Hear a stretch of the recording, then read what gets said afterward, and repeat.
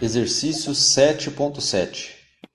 A viga caixão de paredes finas na figura está sujeita a um cisalhamento de 10 kN.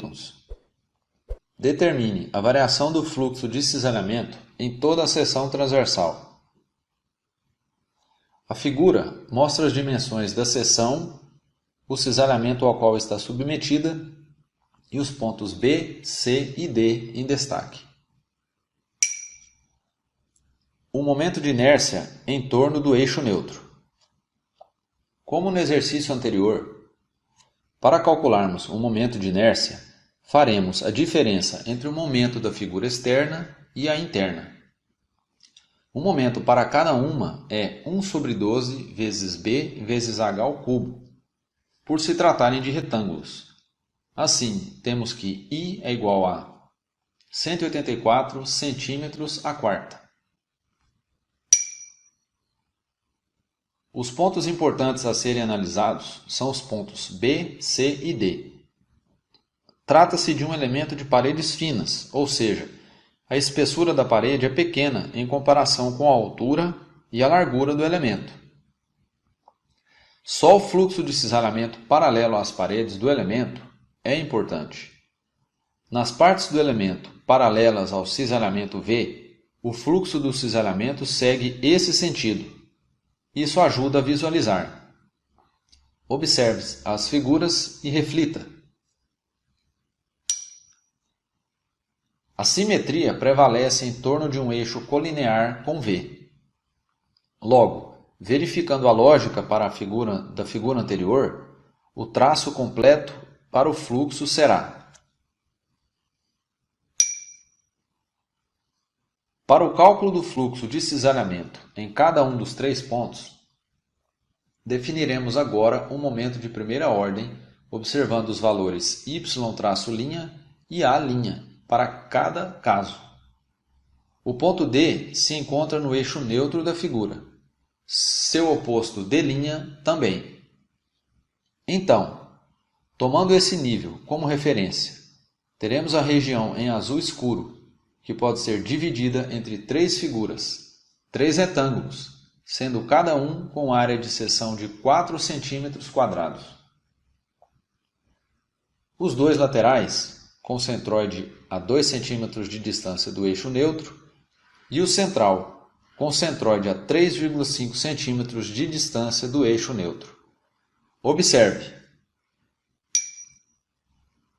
O momento de primeira ordem é o produto entre a distância entre o centroide da figura e o eixo neutro, e a área da figura.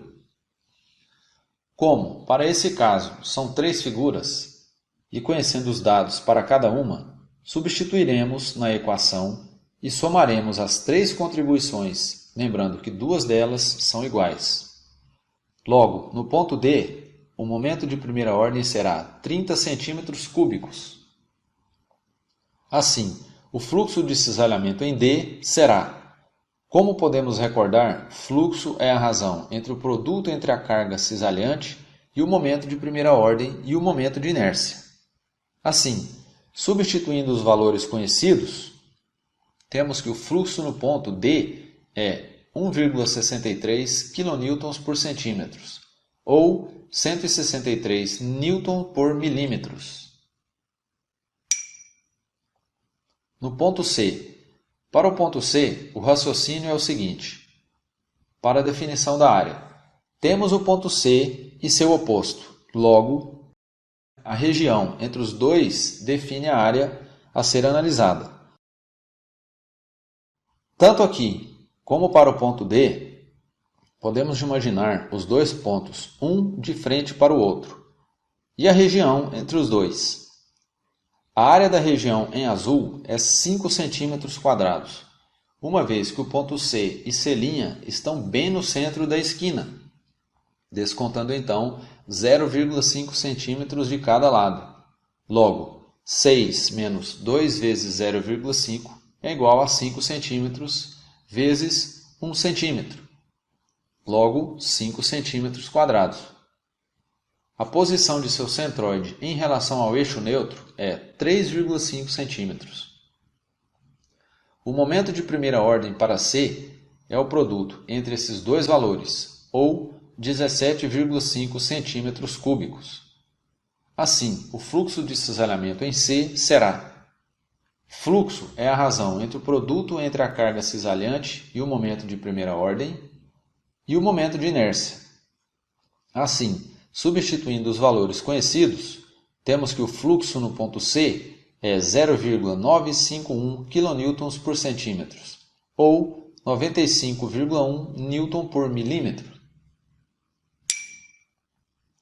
No ponto B, aqui o oposto B' a B se encontra em cima deste, logo não há área e, consequentemente, tanto o momento de primeira ordem quanto o fluxo de cisalhamento são nulos.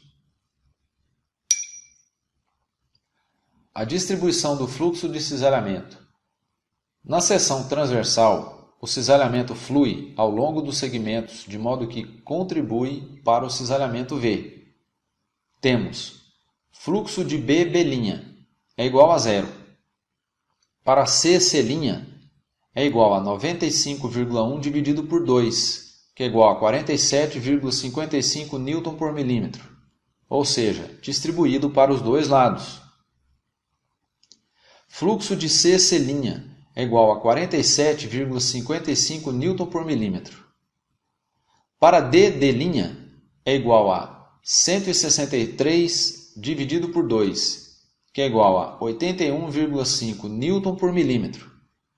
E então volta para 47,55 N por milímetro nas esquinas e culmina em zero novamente. A figura ilustra o que acontece.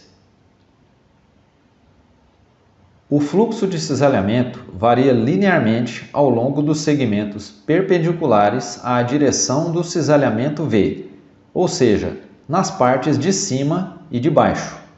O fluxo de cisalhamento varia parabolicamente ao longo dos segmentos inclinados ou paralelos em relação à direção do cisalhamento V, o que acontece nos trechos laterais, como ilustra a figura.